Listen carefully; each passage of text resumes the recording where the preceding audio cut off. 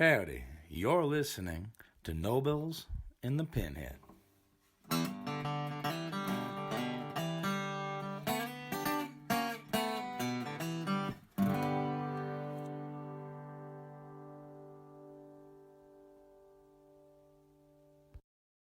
This need to be. Here we go again. Kernersville, USA. Y'all know I go by the name of Reggie Nobles. I gotta introduce y'all to my motherfucking alter ego. This motherfucker go by the name of the Black Snake, mom. He resides right here in Cave, Vegas, baby. Hey, but right now, we gotta do what we gotta do. We gotta give y'all another hit.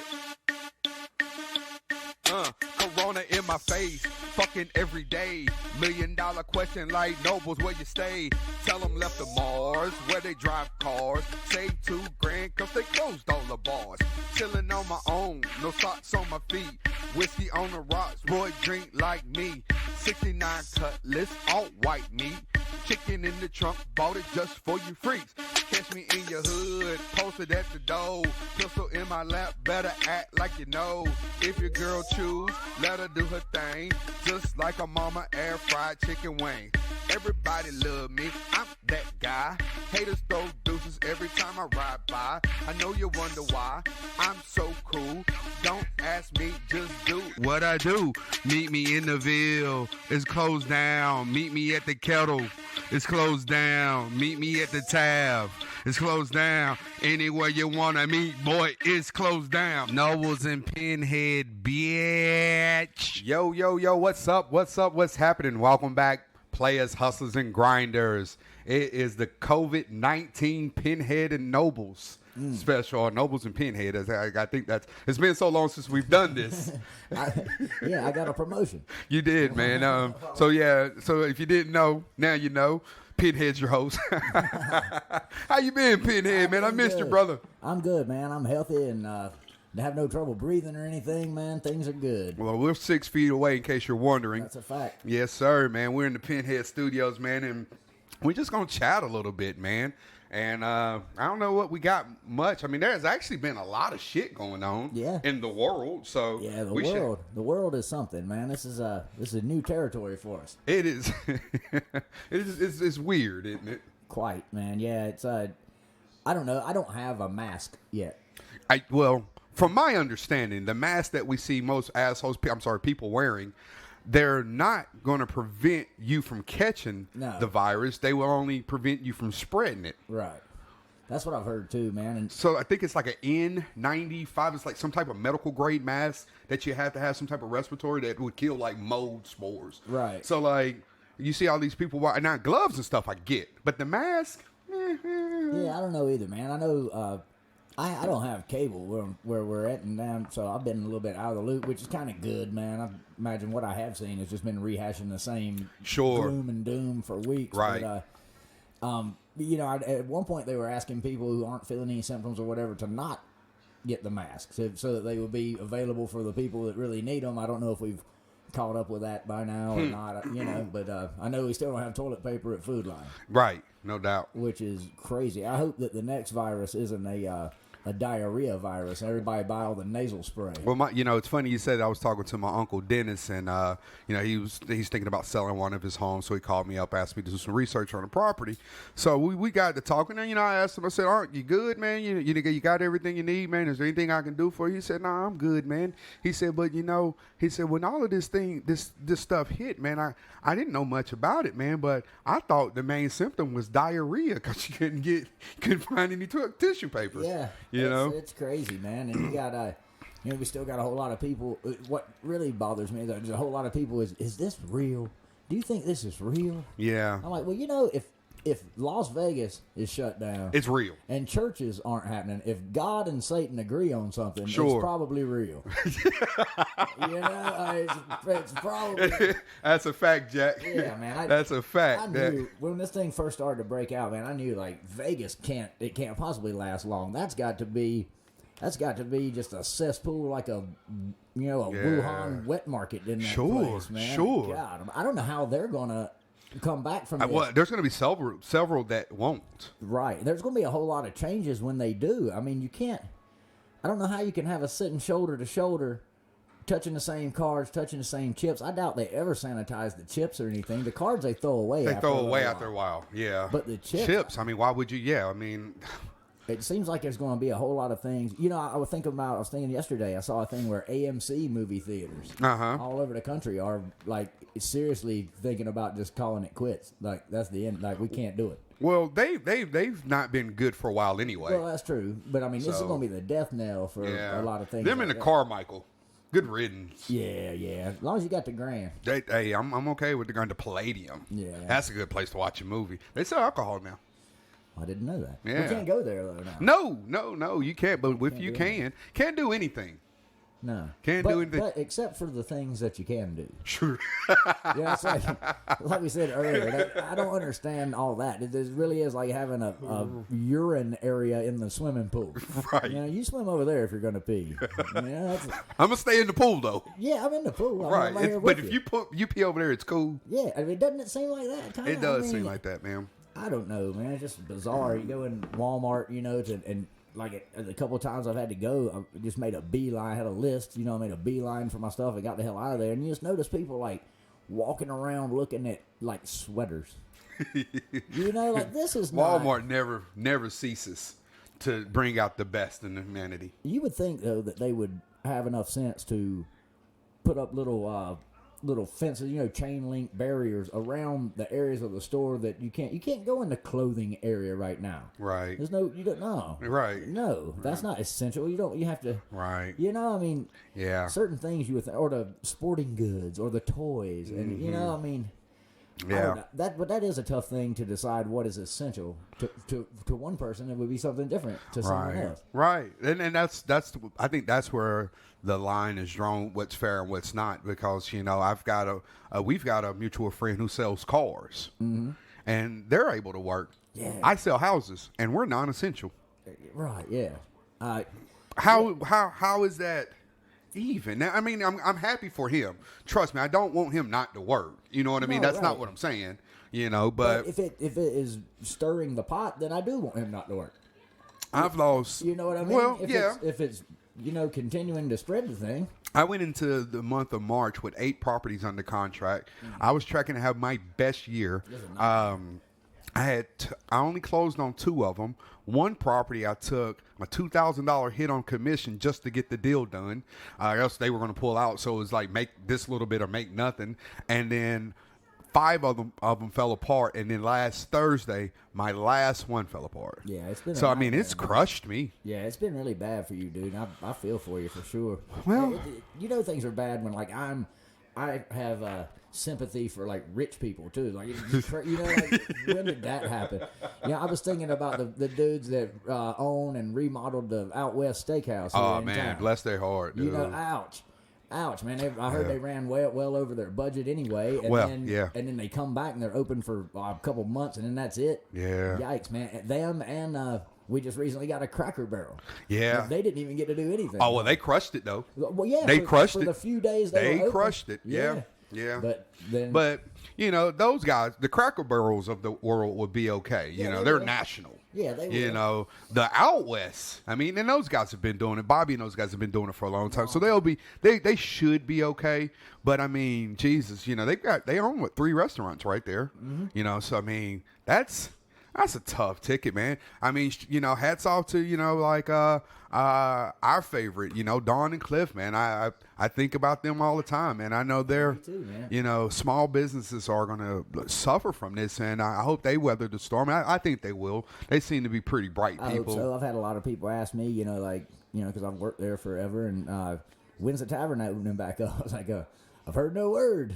Right. You know, I don't. The think 19th. Just throw out a number. Yeah. Just throw out a number. Really? I don't. How would I know that? Right. Cliff and Dawn can't possibly know that. Right. Right. That's the thing. I like. You know, there's been just a blue million of the memes online and whatnot. You know, and that was one. There's gotta be a way that we can get a loophole to maybe where we can let, you know, say 6 people in at a time. Mm-hmm. You know, maybe you can RSVP who you want to go to the tab with, and everybody sits, you know, 6 feet apart. Or open for private parties. Open for private 6 or less. Right. Huh. And you RSVP your time slot. Maybe you can only get like a 2-hour time slot. Yeah. $30 minimum. Yeah. You know. Like that bar that we reported on that charged people by time. By time. There you go.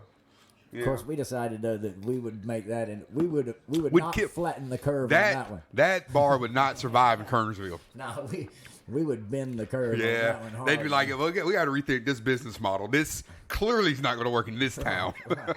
And they all this talk about flattening the curve. You know? I grew up, man, in the '80s. Like I watched Dukes of Hazzard. That's not it. It's straightening the curve, flattening the hills. Flattening the hills. You know, yeah. Come on, y'all. Maybe we need a boss hog at this time. Let's get this into shape. Well, I'll tell you what I've done, man, to combat the non-tissue paper, man. And I bought a bidet. Did you really? I really did. I heard of other folks doing that. I've never used one. I'll be quite honest, brother.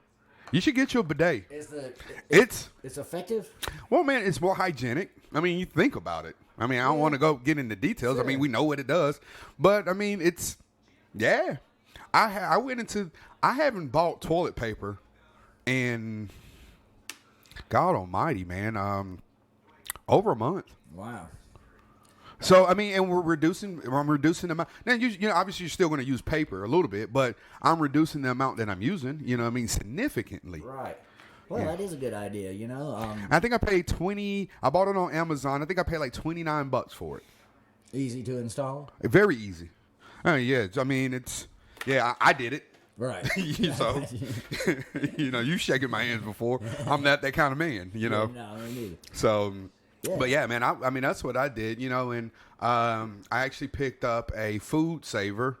So, you know, I'm trying to do a little bit better. I hate to admit this, but I'm very wasteful. So, first off, you know, it's hard for me to cook for such a small. Right, it's super hard. You know what I mean? Everything that I've always cooked has been in bulk. So like, you know, I make stuff, man, and I made freaking lasagna Sunday night, Monday night, one of those nights, and I had enough to feed me, you, your girl, your dad, like a couple times. Right. It's just me right now. Yeah. You know, it's hard, man. Even the packaged meals and things, your hamburger helper and all that, it's not for one person. Right. So I bought one of those food savers, man, and got all of the little containers and all of that. Actually, shout out to Cynthia. She bought it for me. My mom, she looks out for the cookout, baby. I told her I needed one, and she just came through with it. God bless that woman. Awesome, you know. Man.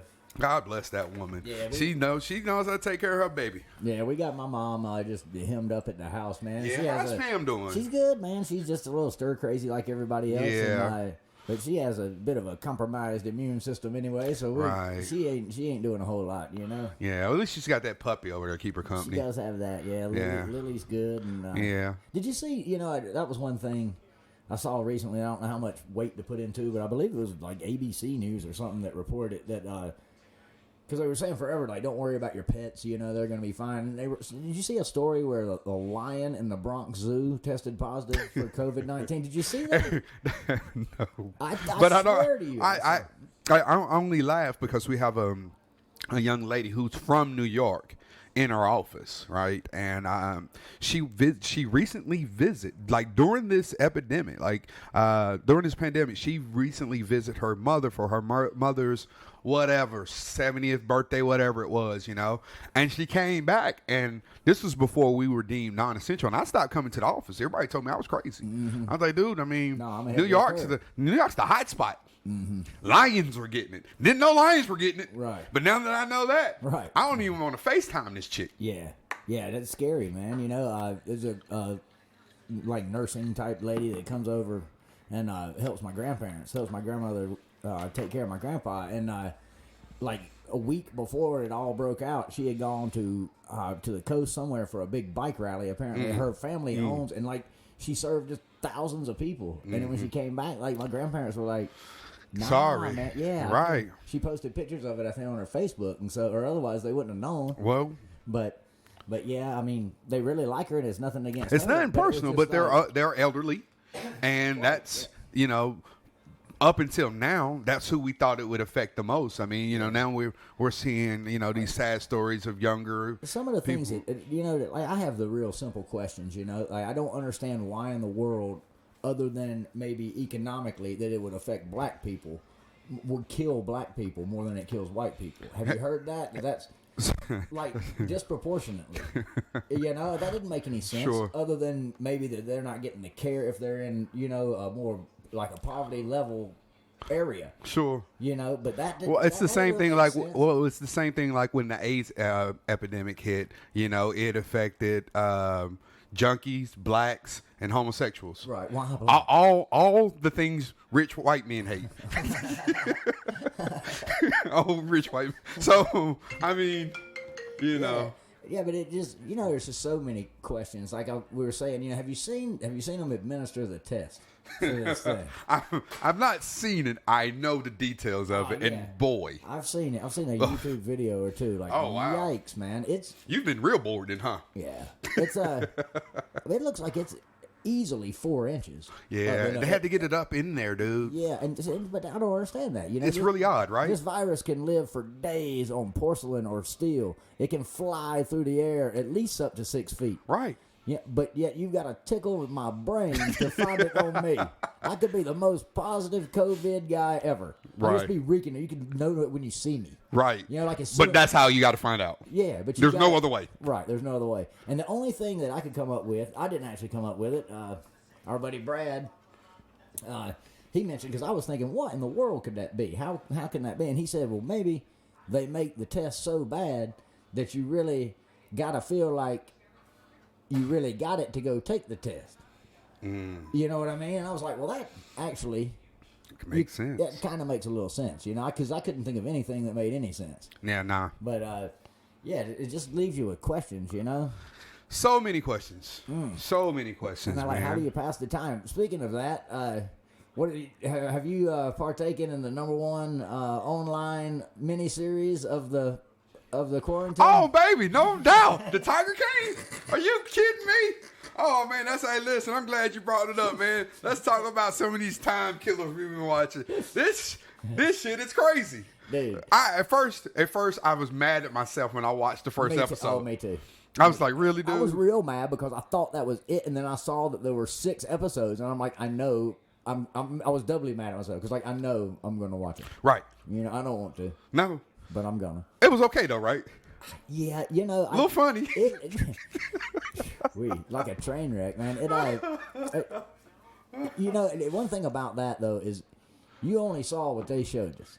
Yes. Because the way they showed it, it made that bitch Carol Baskin look like she was doing the exact same shit. That's the way I saw it. That's exactly. Maybe even worse. It seemed like she had smaller pins for the tigers and stuff. Sure. And but that may not be the case. Maybe she has an expansive part that they just didn't show us all of it. Yeah. For instance, Joe Exotic, his my favorite part of the whole thing was when Shaq met him. And he screwed his name up. That was my favorite. He said, I pet some tigers.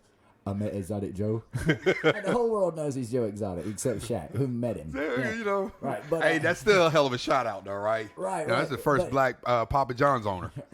He bought a tiger. Yeah, he bought a tiger. But anyway. But Joe Exotic's husband, the one with the messed up grill. Yes. That was a birth defect, and he's had teeth like that forever, and he has a set of dentures that look just perfectly normal, and he's had those for years. He had them in tons of scenes that they shot. They just chose to not air those scenes, making him look like a meth head, right? To paint a picture that they want to paint for you. You know? And so we only really know what they showed us on that. Well, they showed us that chick was. I feel like based off what we saw, she definitely killed her husband. Well, it certainly made you. I think it was made to make you want to think that. I mean, because the whole thing about when she said, "Oh, they put cologne on his shoes," like you rank amateur, don't you know it's sardine oil? Right. That it makes them eat people, you dummies. But the best part, easily, of the whole thing was the eulogy. When the kid shot his Oh my And God. you see the kid's mom in the front row just tweaking her mind out, man. She is scratching and jerking all over. Like, God, I mean, and he's talking about the kid's testicles, and then he goes into singing a song about he saw a tiger or something. Like, Yeah. holy God. Yeah, he was a weird fella. Ooh. You know, on that, man, you know, that scene where he shot himself. Well, you didn't see him, though, obviously. You know, you saw the dude's reaction. Mm-hmm. That, Ugh. God almighty, dude. I mean, that was authentic as it could be. Yeah. I mean, crazy. Who the hell plays Russian roulette with an automatic handgun? I mean, that's basically what he did. Yeah. There's so many things about that whole thing. I mean, It's crazy when, like, the drug lord admitted killer guy is the most sane person in the whole thing. absolutely sane. Cool as can be. Yeah, He was like chill, right? You know? Oh man. Would you own a tiger? No. Yeah. Nah, I wouldn't, man. Yeah. Shaq's the only black dude that I know that probably would. Yeah, Tyson had a bunch of them. Well, they can. I mean, Tyson can probably knock a fucking tiger out, and Shaq can strangle one, right? So it's okay for those guys. Point taken. I didn't think of it from that. You know, you got to be able to whoop a tiger's ass if you got a tiger. So that basically leaves Mike Tyson and Shaq. Right. So there's really not any need for anybody else to go get it. Right. Yeah, no, I wouldn't, man. They just are, even from watching that especially, they seem extremely restless. They're not that kind of animal. Well, They're just not domestic animals. You know, it was really sad when they said that there was an estimated 9,000 to 15,000 tigers in captivity and less than 5,000 in the wild. That's crazy, man. Another thing that I read, I don't know how much credence to lend to, but I would say you could lend as much credence to it as you can anything to do with the damn Tiger King. So I'll go ahead and repeat it. But it said that Joe Exotic is terrified of the tigers once they become full grown, and that he refused. He wouldn't be in the cages with them in any of the scenes unless the tigers were really old, sick, or sedated. I don't blame him. It's a freaking tiger. Yeah, that's the thing. It's a tiger. Yeah, and then how about your old boy down in Myrtle Beach with the polygamist? Oh, yeah. What is this, man? That dude's cool as hell. Vagabond. What the hell? What a great show. So, yeah, if you need something to do, and it's been number one on Netflix for the last month. Yeah. Solidly. If you hadn't watched it, I don't know why.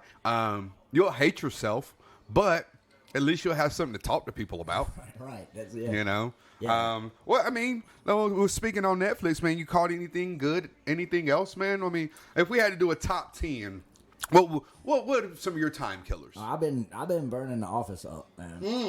You know, Can't go wrong with The Office. no, I'm to the point now where Will Ferrell. Oh is in yeah. the thing, you Oh know. yeah. Anytime Will steps on the It's scene, pretty funny, man. he's great in cameo roles. Yeah. Like, I mean, he can carry a leading role, right? But he's not my he's the favorite. best. He's at his best at a cameo. Yeah, truly, man. Yeah, without a doubt. He's funny in this, but I've gotten to where I like Andy. I didn't like Andy for the longest time. The Nard Dog. The Nard Dog. The Nard Dog is the dude, man. What an idiot. I love that guy, man.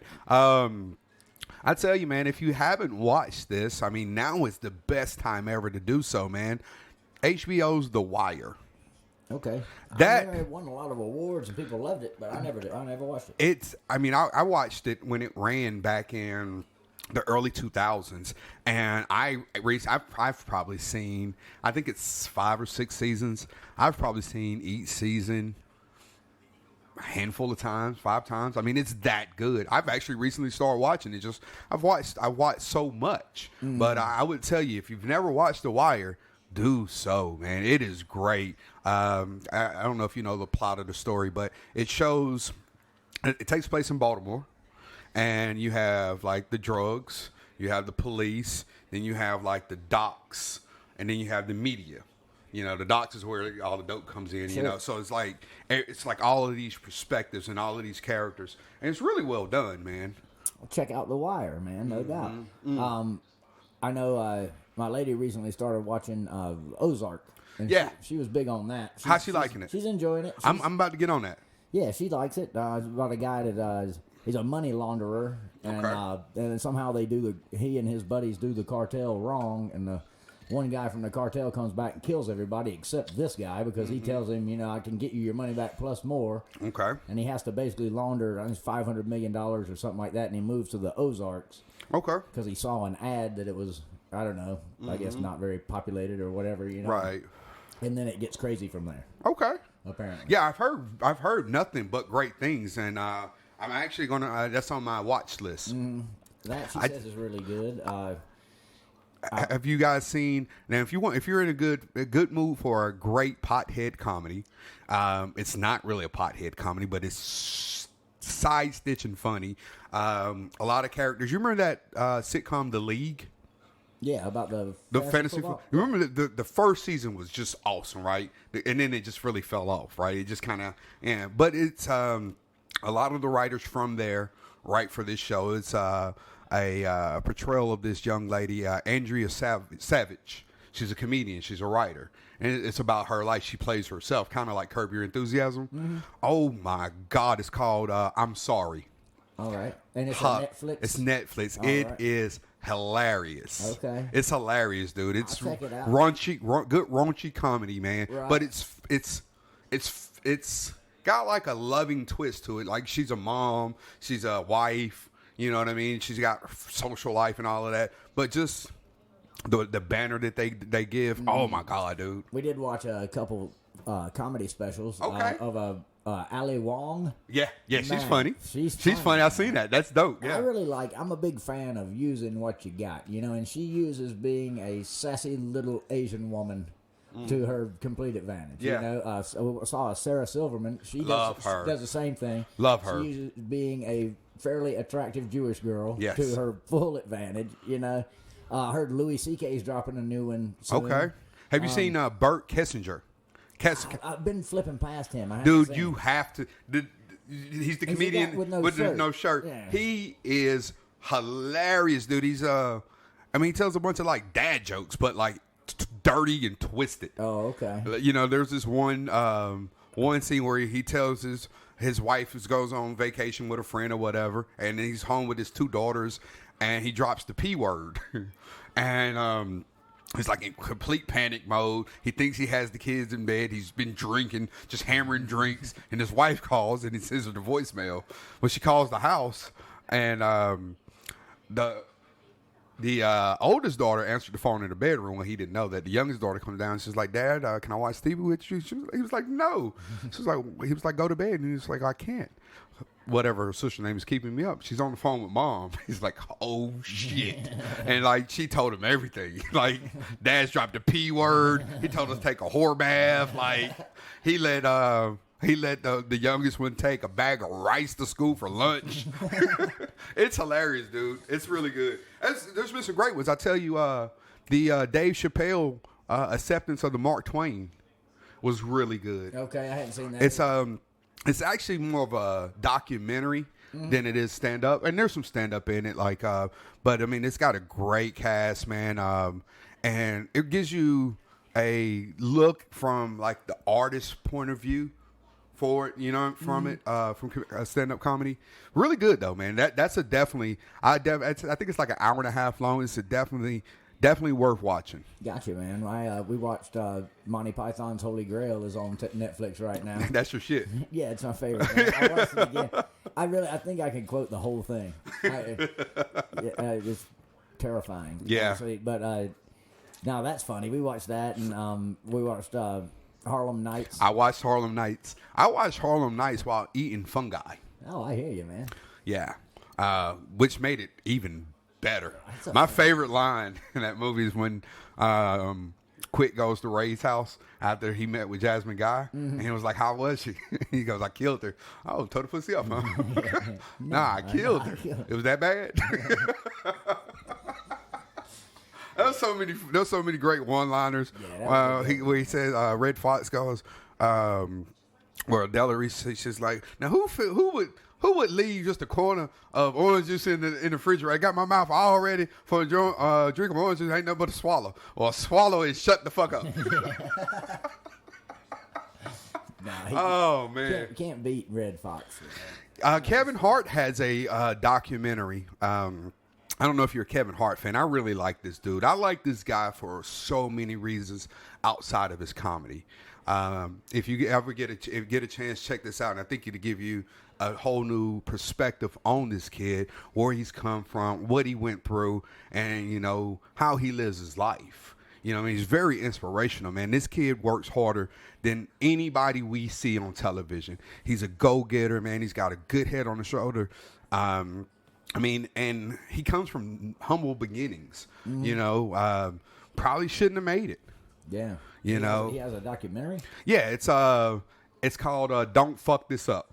Okay. It's on Netflix. Okay. Yeah, it's great though. It's really good.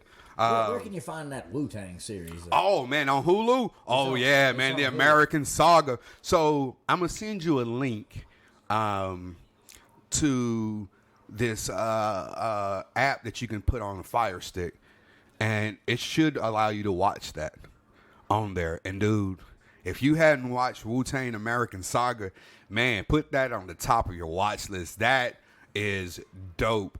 All right, good. My favorite, one of my favorite songs is Meth vs. Chef. Mm-hmm. Well, I just love it, right? And there was a part in the series where they show how that song came to when Meth and Chef, like they were beefing. They were from different projects, right? Mm-hmm. And they got into a little rap battle. And you know what I mean, and that's how that spawned, right? And dude, it was just like, I mean, look, I'm getting goosebumps, dude. It was dope, man. I want to watch it, man. Yeah, you definitely should, man. What else have we seen that's good, man? I tell you what, man. Here's something to look forward. The Michael Jordan 30 for 30 comes on April the 19th, the 10-part series. Oh, okay, yeah. Yeah, that's gonna be dope. Yeah, man, that should be pretty good. I saw some of the interviews. They had pretty much everybody on. Yeah. Mike Vick's was really good, the 30 for 30. So right now, man, I mean, again, you're not doing anything. You know, you can go to ESPN's On Demand and just go through and look at Mike Vick's was great. John Daly's was great. Dwayne Wade had a really good one. You know, I love Dwayne Wade. Yeah, I don't know. Cool. I don't know why some people don't like him. I love the dude, but he's got a really good one. Ric Flair. Did you ever see Ric Flair's? Yeah. 30 for 30? That one was great. Yeah, there's been some really good ones. Man. Yeah. I know that we've been playing a bunch of cards, and when and if Vegas ever does open up, I know Rachel now is probably about the fourth best blackjack player I know. Okay. Yeah, she's taking to it quickly. So she wants to play for real. I took the chips over there, and we've been... the other night we made almost 1,000 fake dollars. Have y'all thought about playing online? No.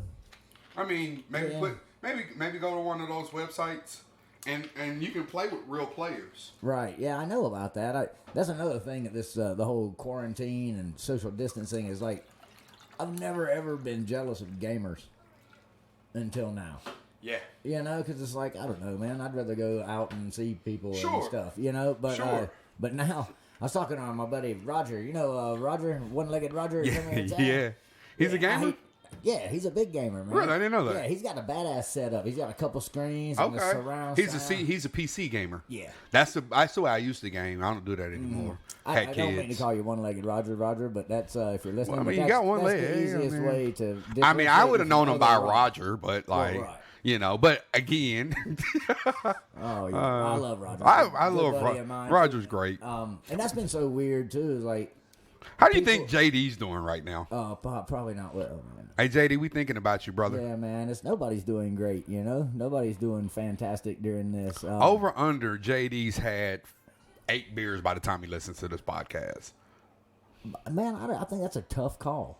I could see JD in a period of not doing a whole heck of a lot. Huh. You know, I mean, he doesn't really drink at home. No, he doesn't. That's a fact. Yeah. Is he still working, I guess? I would assume he's essential. Yeah. And again, we go back to what's essential, what's not. But Yeah. I would assume that he's essential.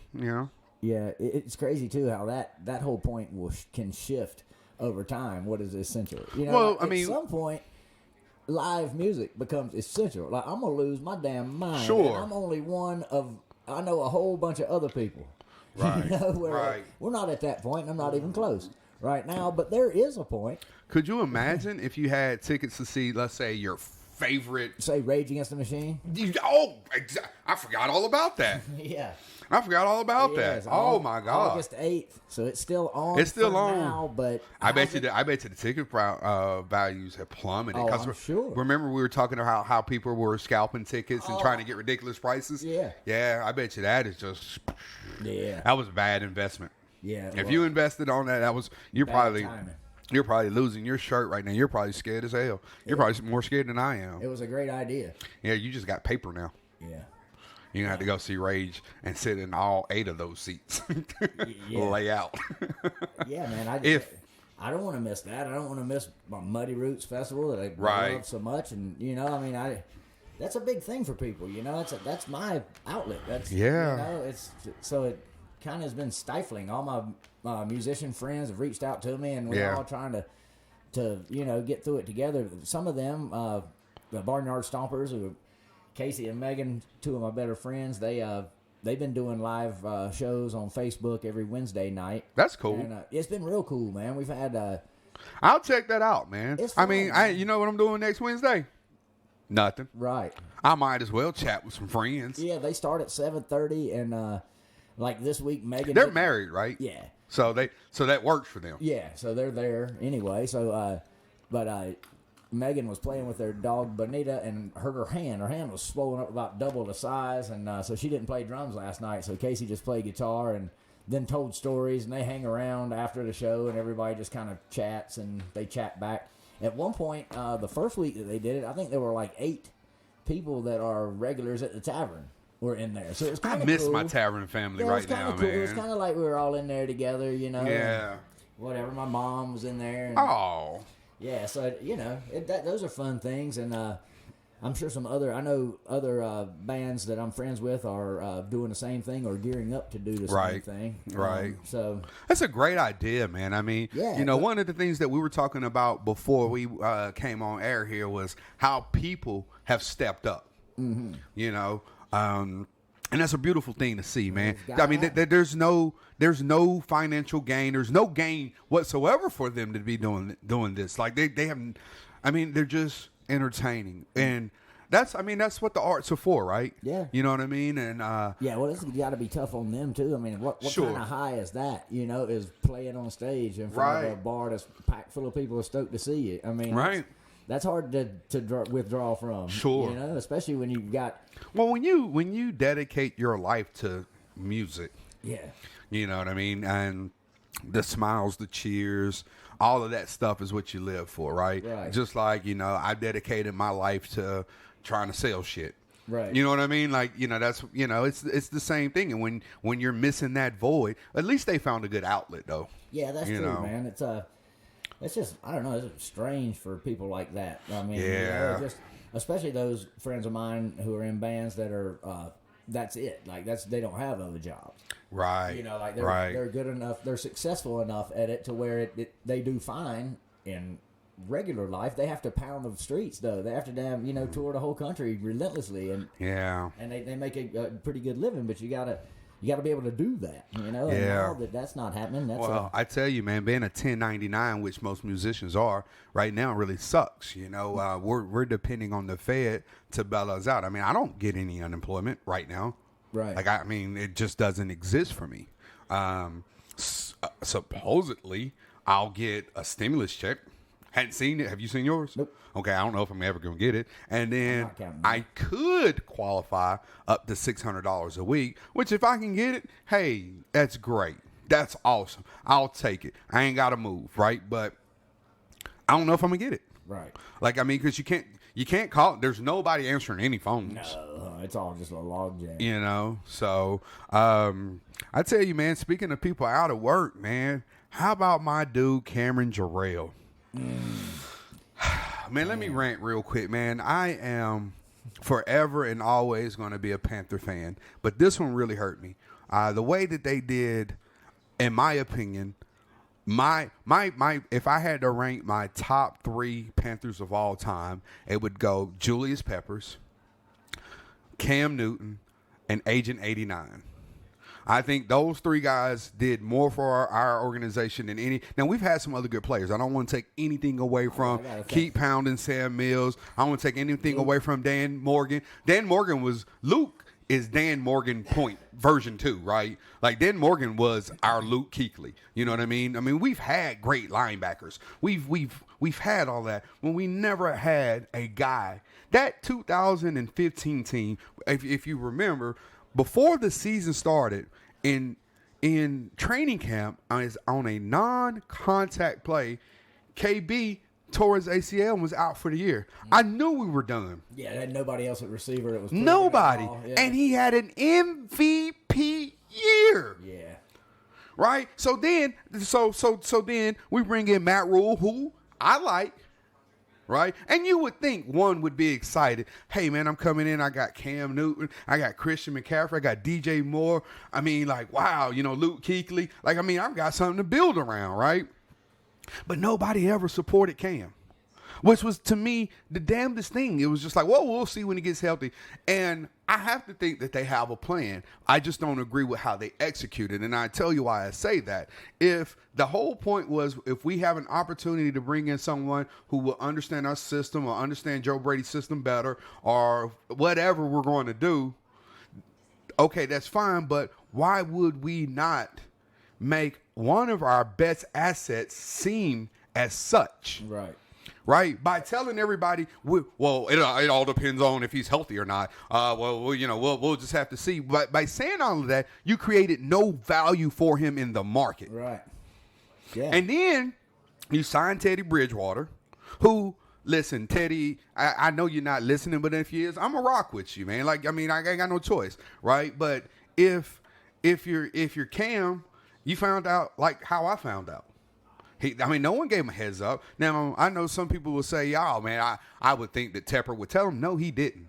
Yeah. Cam has never been anything other than a model leader for our team. People didn't like him bowing his head on the sideline. The dude didn't like losing. He never lost till he got to the NFL, y'all. Yeah. He never lost till he got to the league. It was a tough pill for him to swallow. Your man, Jason Williams, I've told you the story, how much I admire him. When he got to the league, the reason that he got into all of that crap that he was into was because he had never been around people who were so content with being where they were at. Right, they're fine with losing. Right, and it was something that the dude played chess. The dude graduated from Duke in 3 freaking years. Yeah, you know what I mean?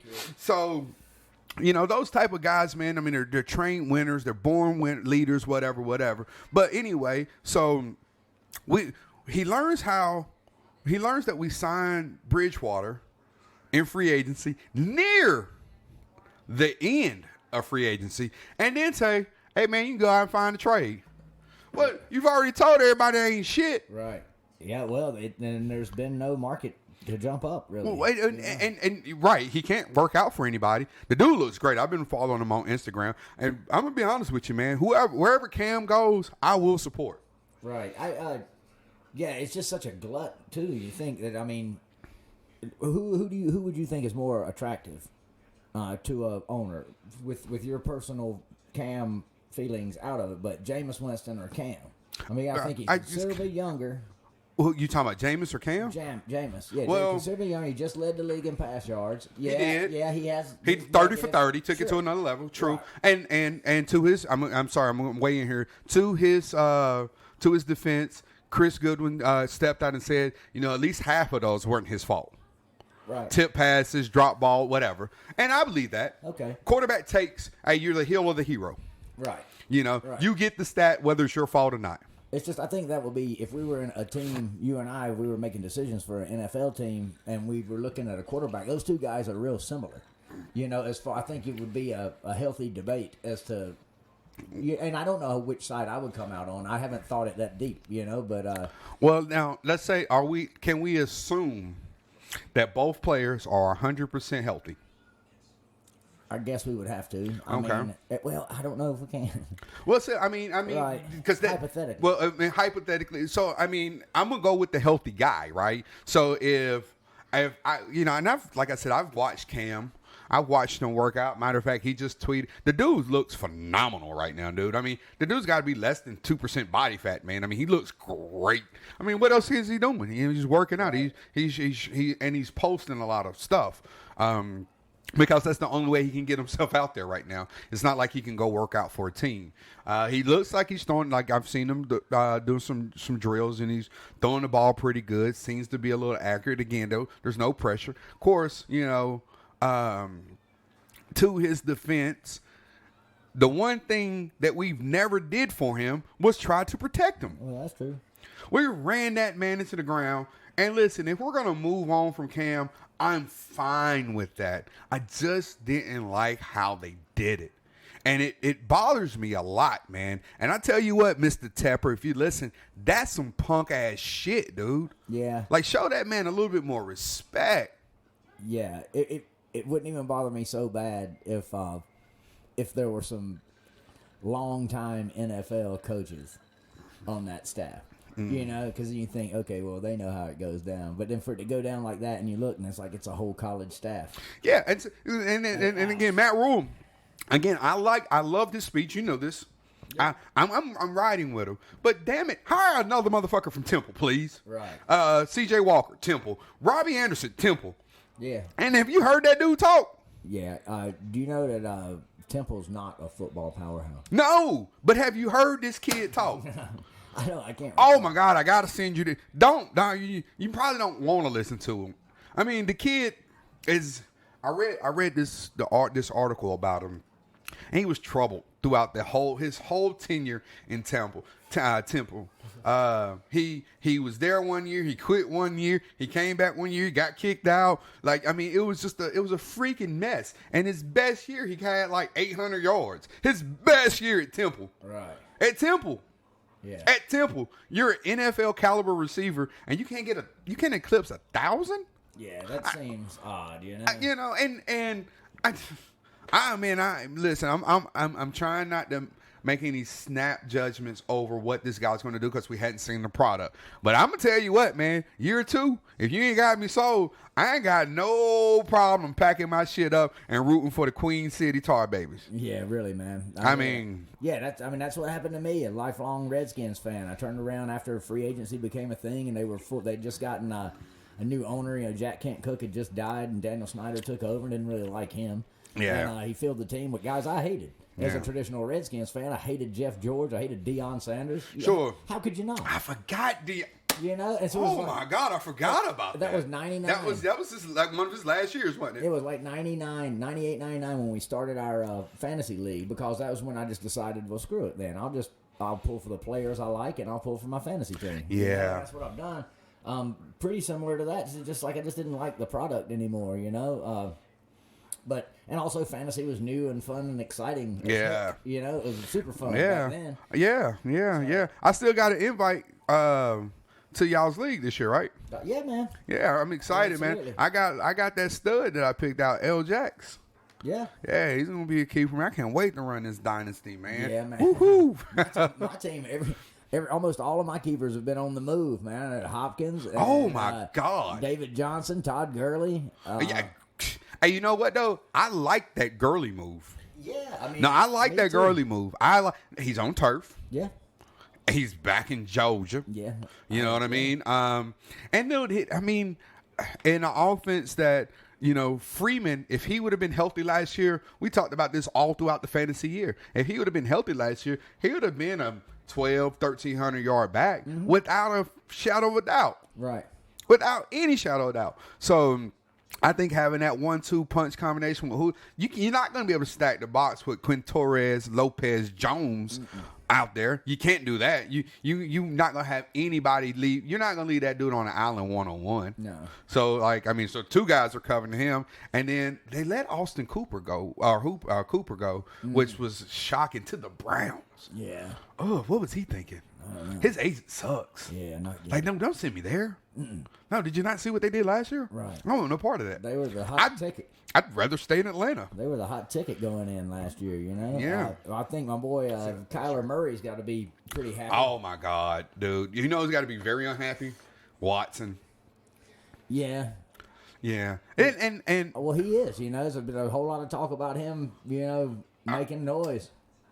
dude, I don't understand O'Brien. Nobody does. I don't understand how he kept his job. I understand he's the GM. I get that. But you have arguably one. He's a top 3 receiver, right? I mean, anybody could argue. Right, he's top three. He's a top 3. You can interchange Julio, Mike Thomas, and him 1, 2, 3 all day long and make a great argument for anyone being 1, 2, or 3. Right? I'm gonna say Mike Thomas is 1, but I'm biased. Right? But Nuke is the dude's nickname is Nuke. Yeah. And you don't hear a peep out of him off the field or anything. Nothing. He goes up and gets the ball. He makes big play after big play. He makes the toughest. If the ball is in his vicinity of him, he catches it. Yeah, you've seen his hands. They're freaking enormous, dude. They're freaking enormous. And he looks like the Thing from Fantastic Four proportionally. You know, he's got his giant hands. And the thing that you don't like about him is the fact that his baby mama. Come on. Come on, man. And then to compare him to Hernandez? Yeah, that was ridiculous. What the hell are you thinking? How do you not make nice with that? If I was the owner of the Texans, I'd have been like, well, hold on, dude. Right. Bill.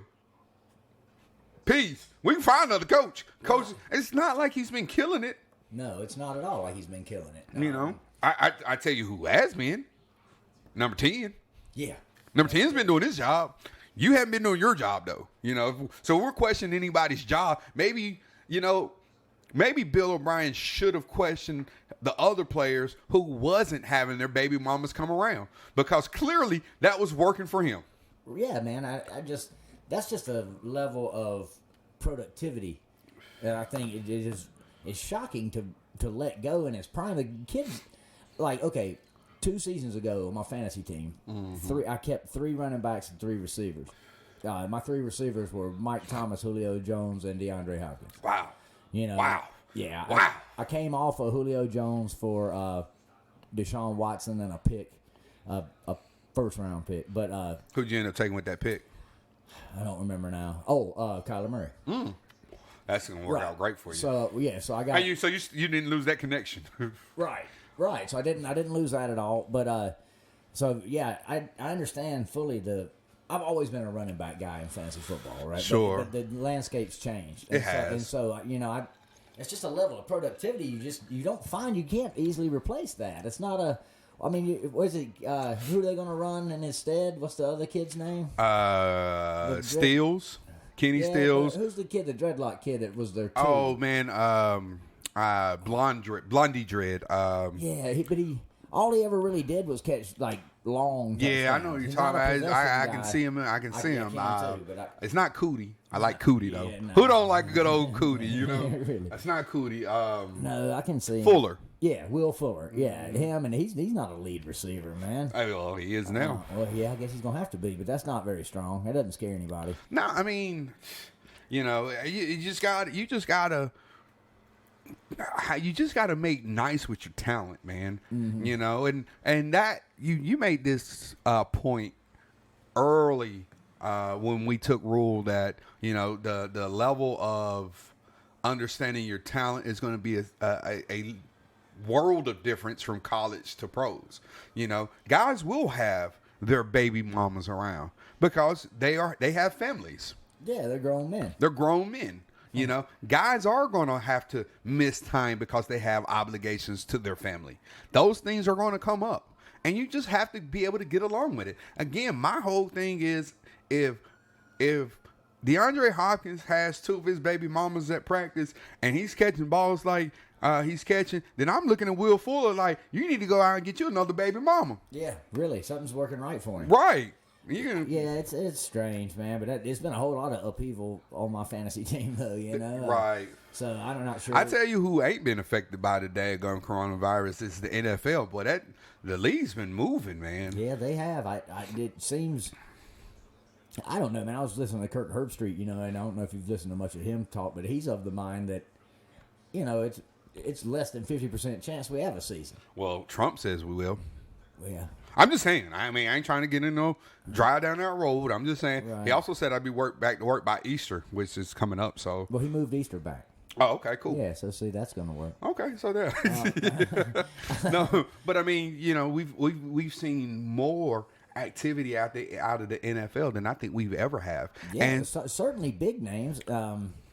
Even a doubt, even stretching the season out to 17 games and adding 2 more teams into the playoffs. It's really ambitious. Yeah, I mean, they have done a lot to stay relevant. I mean, you know, we can actually sit here. We could actually have done a show today about all the movement that has happened we in the haven't NFL. even mentioned the newest Tampa Bay, the newest imputer. Oh man, TB12. I tell you what, you know, me and my Panther fans that watched the game at the tavern last year, we had our first road trip down in the A, and it was great.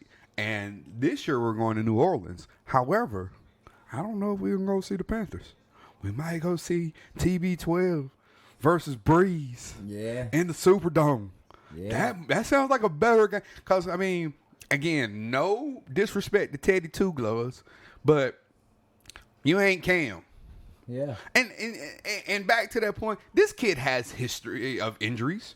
Yeah. It's not like we went out and got, like, you know, an actual another Superman. We got a guy who's not too far removed from a season-ending injury. He's played 5 games. Yeah. For a great team.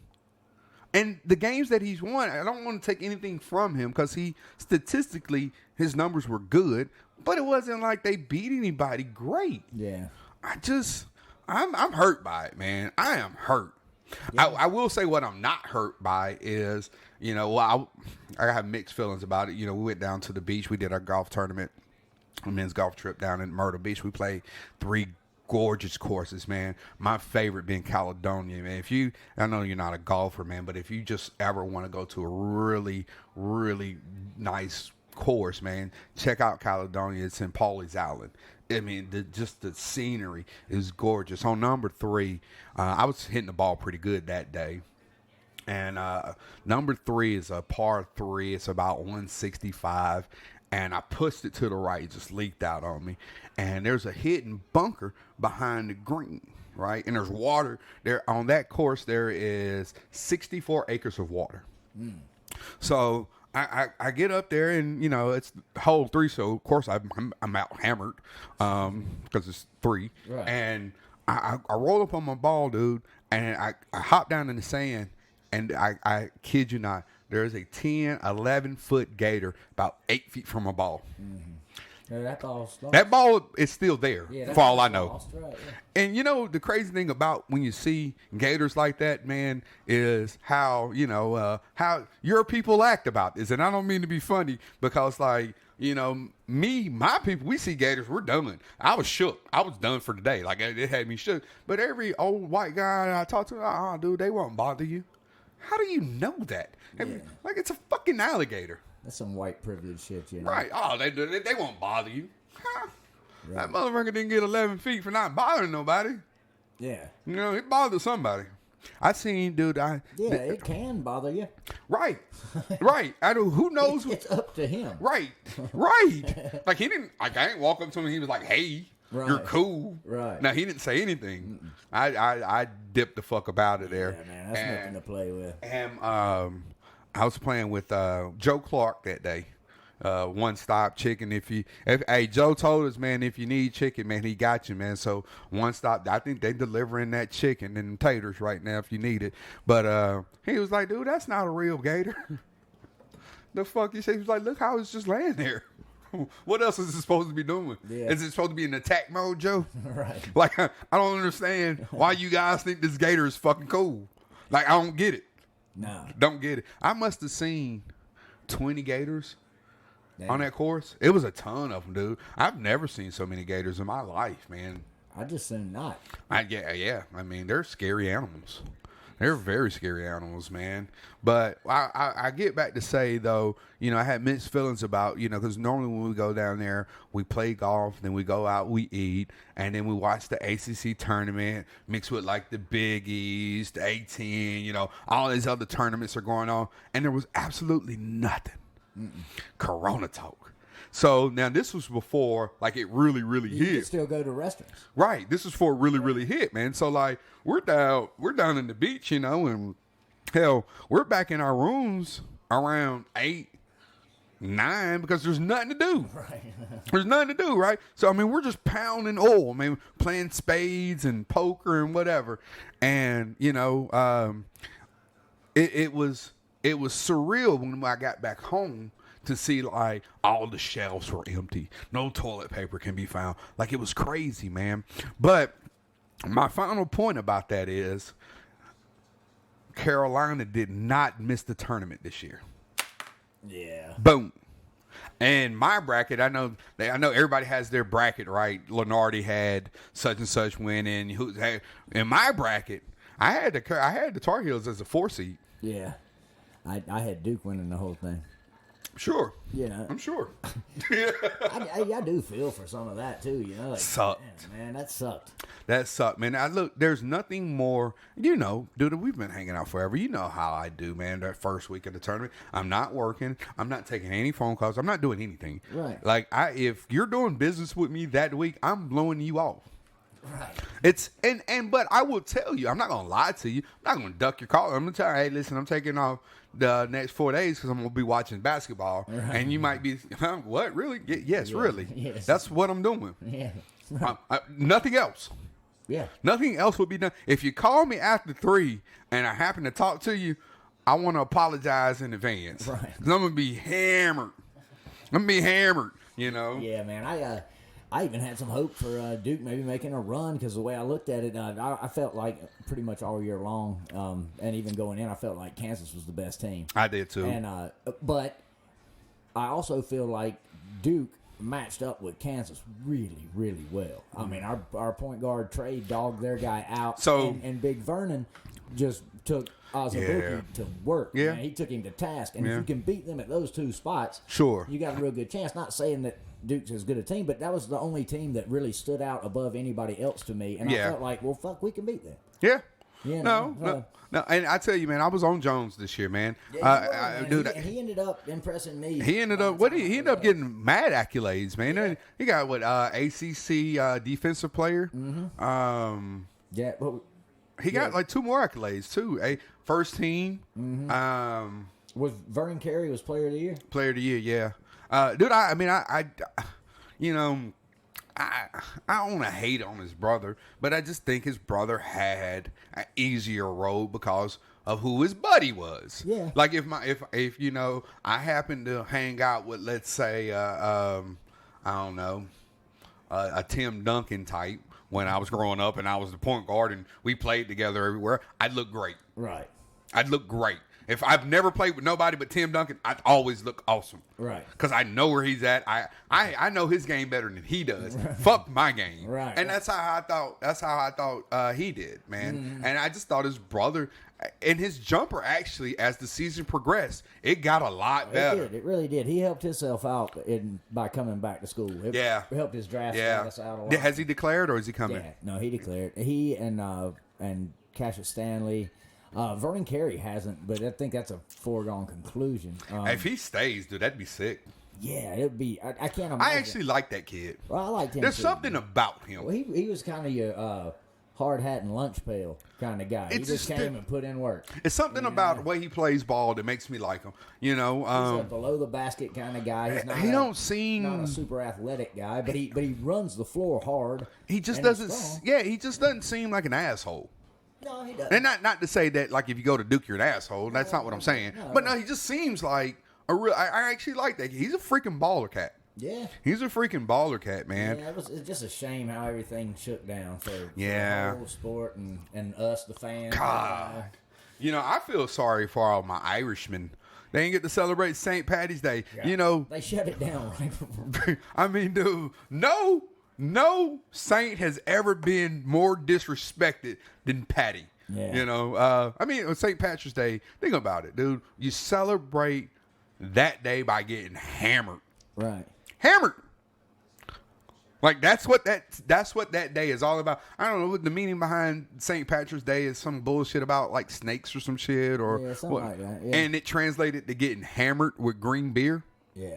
Whatever. That's how I want my day to be remembered. Yeah. If I ever leave like any mark on this world, get hammered on that day. Well, you know. Hammered. Yeah, just 6 feet apart. Nah, man, I want Corona. I want Corona at my damn funeral. Well, we might all have it. I mean, Hey, speaking of which, man, I got to give a big shout out to a childhood hero of mine, Mr. John Prine, one of American treasure, one of the greatest songwriters that's ever lived. I know my buddy Matt Messick, he listens to us from time to time, and that's he put it real well the other day. He said that's my my Elvis, my Jerry, my everything in one, you know, and I don't know, man. He meant a lot to a whole lot of people, and he was a coronavirus death, you know, and you can tell me whatever. I mean, John Prine's had throat cancer twice. You know, John Prine's 68 years old. So he's 73 years old. Coronavirus killed him. You can't. You know, I've seen people making all kind of excuses that they have these underlying things, but it didn't kill him. What killed him was he got coronavirus. You know, I mean, so that's when it really hit home. I don't know John Prine. I met him briefly to sign something once. okay. But his music means a lot to me and means a lot to a lot of people. Kelly Shields down at the tavern was a big fan, but he just got fans worldwide, and it was a touching thing to see a whole bunch of people online, even famous musicians from their kitchen doing John Prine songs and stuff, and so that shouldn't be neglected. I'm glad I got a chance to talk on that. Nah, man, that's what's up, man. Rest in peace, man. I'm afraid that we're going to lose a few more, Yeah, man. before this is over with, and that's not cool. Well, when this first hit, I was down at the beach, and when I learned that Tom Hanks had it, I said clearly we're going to be okay. We're not going to lose a national treasure to this thing, right? I mean, dude, Magic got HIV 25 years ago, right? And he's fine. He's fine. So Tom Hanks got it. I'm like, woohoo, we're safe. We're not gonna let Tom get taken out by this, but no, this thing is very serious, man. It's a sinister thing, man. You guys stay safe, man. We were talking about all the things that just a common person doesn't understand about it. There's one thing I saw this, like a medical scholar, I guess, the best way to put it. He's not a practicing surgeon or anything anymore, but he was saying that there's something about this virus that we're not getting, something that we still don't understand, because you've got people who get it, old, young, in between, and they have a mild flu and they're fine. And then you get people who get it 2 days later on the respirator, the third day they're dead. And that's people of all ages as well. Mm-hmm. And so there's something that just isn't. Something ain't adding up. Right. It hits in very different ways to very different people. Sure. I mean, so True. That's an odd thing. I mean, that we talk about the normal flu, the regular, flu season flu. And it pretty much does everybody the same. Like when you get over it, I just got over that, man. About 2 weeks, it just felt, Right. No, yeah. Everybody's like, oh, yeah, that sounds like me. It was the same. Well, this virus, it affects everybody in its own way, huh? Yeah, it doesn't seem to have a particular idiom with which it attacks. It just goes at you however it goes at you, and you could be healthy as a horse, and then 3 days later you're dead, or you could be sickly, get a little more sickly, and then be fine. Right. So it's a lot still to be learned, I think, and we really all need to be cautious about when we turn this machine back on and we start getting around other people again. Because I don't want to do this again. You know what I'm saying? I can deal with it for as long as we got to deal with it, I think. Right. But I don't want to do it again. This is one of those things that I didn't think in my lifetime I would experience, right? Like World War II, Vietnam, like those the Great Depression, like one of those events. Like I didn't think we would have one in our lifetime. I probably had plague, and I'm naive. I'm nobody smart anyway, but I I probably had plague somewhere below making contact with aliens, as far as what was possible in my life. Sure. Honestly, Sure. Yeah. Sure. It's not the black plague's not gonna wipe us out. We don't have feces all in the street, and we don't. That can't happen again, right? You know? But I mean, here it is. It's the weirdest. It's been called our generation's World War II, and in a way, it's worse because it's like we're fighting an alien.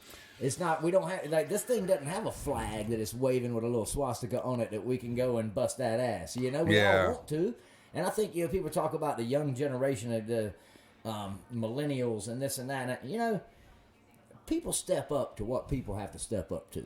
Right. And I don't think we've given that generation nearly enough credit. They've not been asked to do much. It's been a pretty much a cake run for them so far. Abso-freaking-lutely.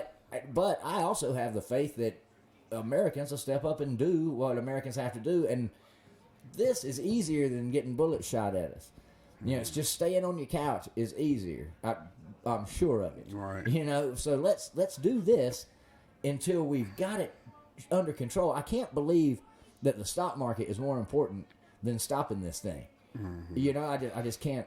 I can't swallow that. That's hard for me. We got to get this thing knocked out, guys. So let's all keep doing what we're doing, and I think anybody that puts a date on when we can reopen something or something like that person needs to be looked at as suspect, because nobody knows.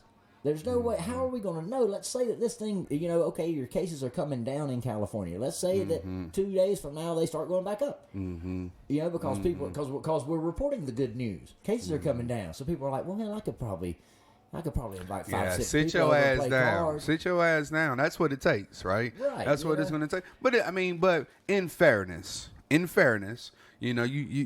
everybody's situation is different. I feel like that I'm truly blessed, and I'm very fortunate that if this thing does continue for a few months, I will be okay. Not everybody can say that. No. And for that I respect any man or woman who is doing whatever it takes to get by. I get it. I mean, life is fucking hard enough already before freaking coronavirus. And if you accept defeat to something that you don't have, what does it say about your character? So, like, I understand both sides of it, right? Like, I mean, I don't work with, if I hadn't worked with you, I don't work with you, right? And if you and I can't figure this thing out through some type of like media where we can do this thing in distance, we can conference or whatever, then I don't need to work with you because I'm not taking on anybody anew, right? So I understand what you're saying there. I do get it, but I also, man, I have friends, family who are on the cusp of doing things to better their lives, and now it's taking a toll. And for some people, man, like let's say, for some people, man, this thing might put them behind another year and a half. Oh, I mean, financially, this can wipe some people out. So I understand the need. Like, I've been getting out, going and doing some work. Me and Mike, Big Head, we've got an investment property that we're flipping. I'm out there about every day now. It's one location. There's probably never more than 3 people there, and nobody's huddled up. They're all working. So, like, it's pretty safe, right? We're not just face to face, handshaking, hugging, and anything like that. But I'm just doing whatever I can. You know what I mean? So I get it, man. But let's lighten the mood real quick because something just comes to mind. We were talking about good shows to watch. Oh, we were talking about good shows to watch. I had another one. Sorry. Curb Your Enthusiasm. Greatest show ever.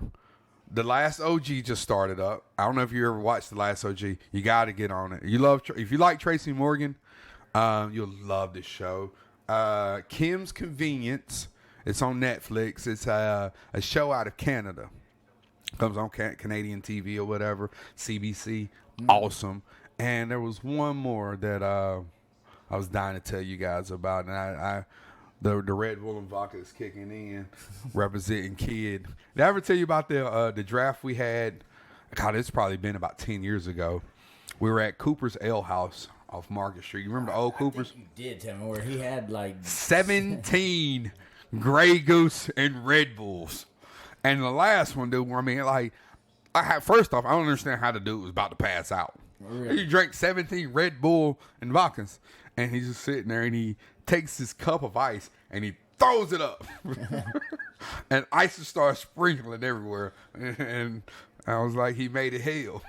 Yeah. And he laughed. And then 5 minutes later, Cookie carried him out to his truck, and we didn't see Adam anymore that night. Yeah, that was it. Yeah. Amy, if you listening, it's the truth. That's what happened. Yeah, I can't even, you know, your dude. Did he make it to the draft? Yeah, but he had some questionable picks late that year. Right. I mean, listen, that guy.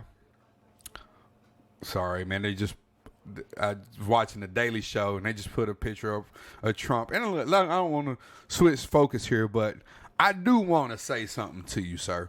And again, this has nothing to do with politics, but why does that dude not understand that his face is orange and he has white circles around his eyes and a outline? Like, nobody tells him about this shit, or does he just not get? I'm so confused. I'm convinced that nobody tells him things.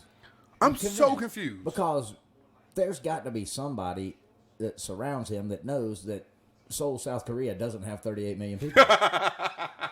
I mean, surely to God, they'd be like, "What now? What 38 million? I don't think, you know."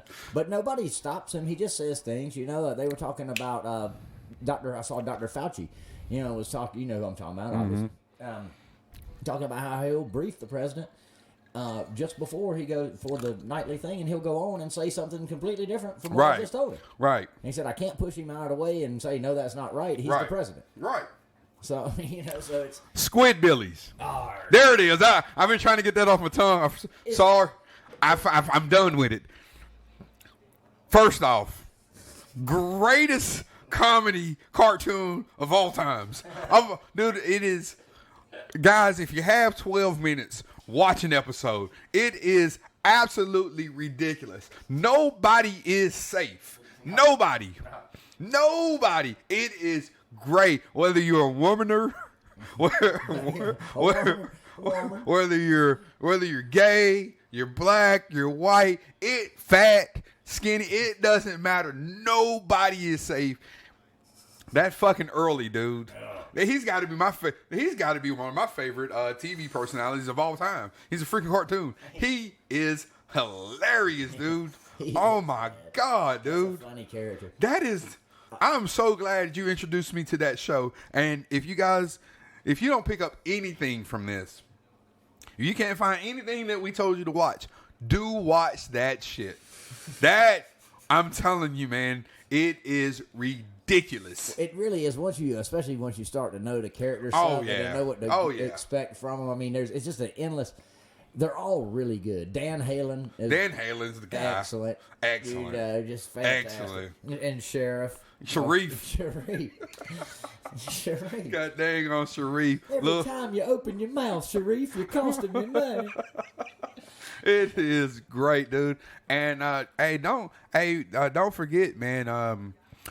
We got to start our line of hats, man. Because I mean, dude, he's got some of the greatest hats of all times, and I don't understand how we couldn't sell these things. I don't either, man. It seems like they missed the boat on that long time ago. I mean, dude, I think your idea of having the hat of the week is probably one of the most. One of the most brilliant ideas. Dude, I mean, some of the hats he wears are great. He has one of my favorite ones that was stupid was Jesus Shaves. Yeah. Had a picture of him with no beard.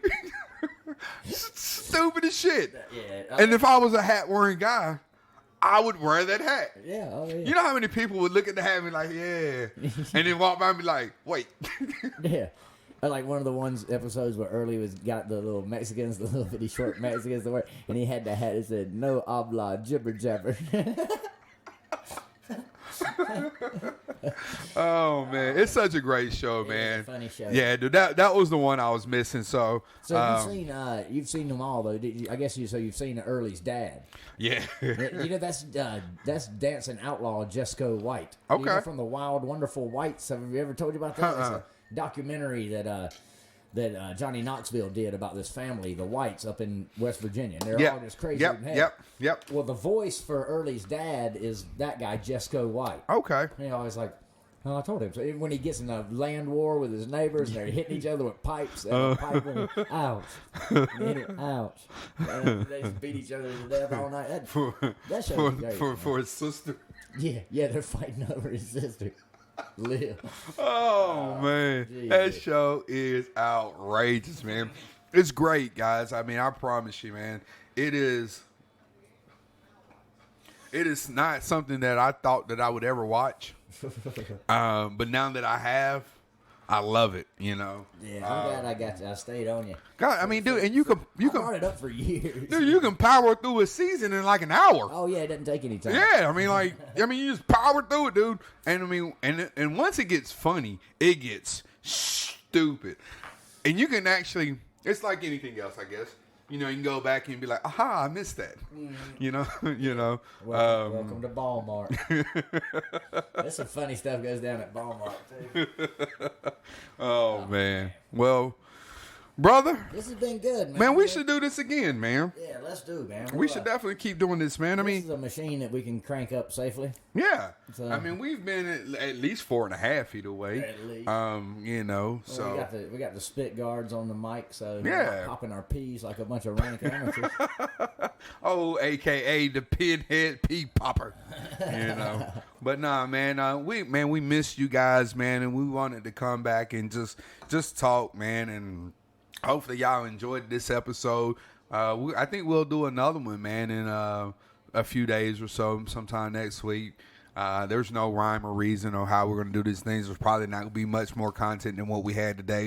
We're going to get on here and talk some shit, have some fun, man, have a few drinks, smoke some cigarettes, and laugh a little bit, man. I had an awesome time tonight, dude. I needed that, man. Yeah, man. I can't wait to listen. And I got a little surprise that we're going to intro the show. I ain't even put you on to it, Pinhead. I did a little Nobles special. I'm gonna put you on to a little remix, man. Something I cranked up last night. I was on them tweeds. So I hear you. yeah, man. Sweet. Yeah, man. So it inspired me, and I concocted a little intro. So I'll let you listen to it. I'm gonna put it on here, man, and post this thing, man. Get this thing out there for people to hear, man. Yeah, man. Maybe it's at least a little break from boredom. Ooh, you know, was calling me so profusely. You got admirers. Yeah, it's this chick named Crystal, man. Oh, man, that's the craziest female name. I think she got that Rona. Oh. That's the only reason she want to talk to me. I don't know. Nah, this chick, she crazy as hell. I'll be calling her later.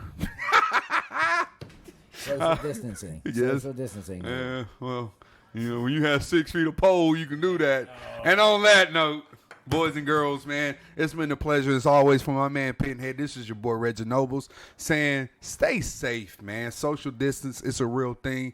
This thing is real. Be safe, y'all. Peace.